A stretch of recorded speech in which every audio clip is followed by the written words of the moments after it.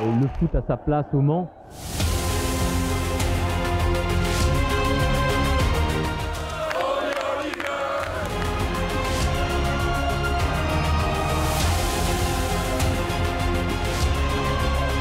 J'espère que cette équipe redonnera de l'espoir dans les années futures.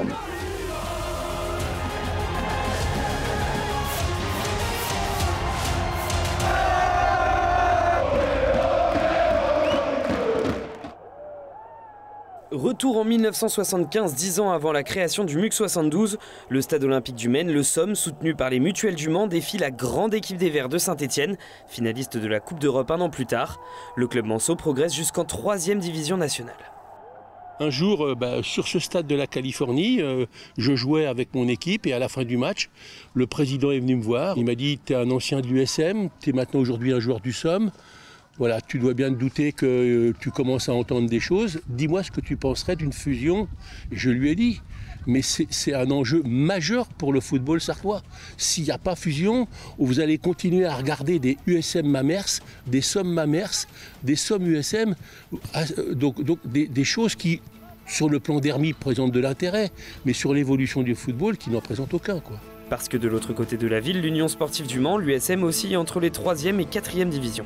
On était en rivalité avec le Somme, nous descendions et le Somme commençait à pointer son nez et en fin de compte jusqu'à un moment donné où on s'est croisés. Le Somme est monté en D3 et nous on est descendu en D4.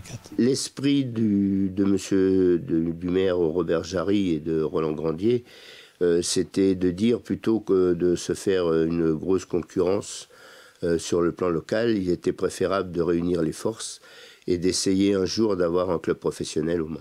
À un moment donné, Roland Grandier, le président de l'époque, nous a dit « Attention les gars, on est en Ligue 3, en 3e division, mais les mutuelles ont commencé à nous dire qu'il n'y aurait pas d'accompagnement pour aller au-dessus. » Je dirais que le Somme avait certes attiré profit parce qu'en fait, c'était l'évolution du football en Sarthe qu'il fallait voir, mais j'y voyais plus aussi du côté USM une forme de survie. Alors c'est dans la presse locale, dans le Maine Libre, que l'idée d'un nouveau nom émerge.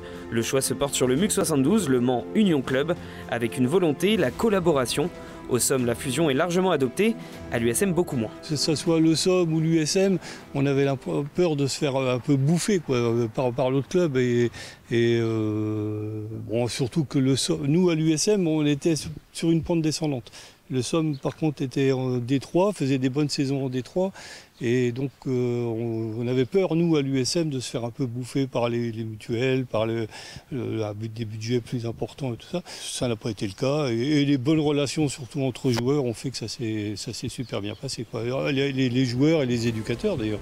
Le MUC 72 est officiellement créé le 12 juin 1985, avec une répartition équitable des entraîneurs. Somme et USM collaborent. Et je pense que oui, plutôt que cette guerre de clochers, comme on disait, c'était préférable justement de rassembler toutes les forces vives sur le Mans et sur la Sarthe et de la Sarthe pour justement essayer de réussir d'avoir un bon club professionnel dans le département. Je pense qu'au départ, les supporters ont sans doute eu un peu de mal. Chacun est resté un petit peu avec toujours le Somme et l'USM pendant... ça a duré un petit moment quand même. Au niveau des joueurs...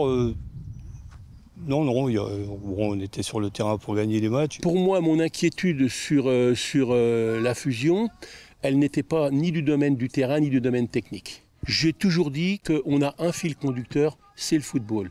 Et si ce fil conducteur est respecté, les hommes suivront.